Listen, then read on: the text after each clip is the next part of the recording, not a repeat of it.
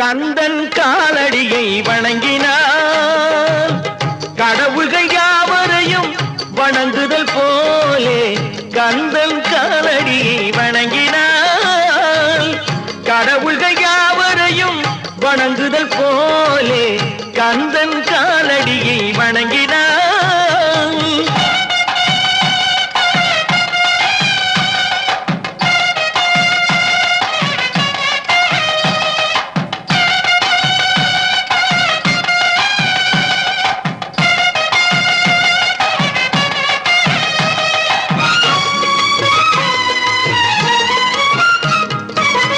தந்தை பரமனுக்கு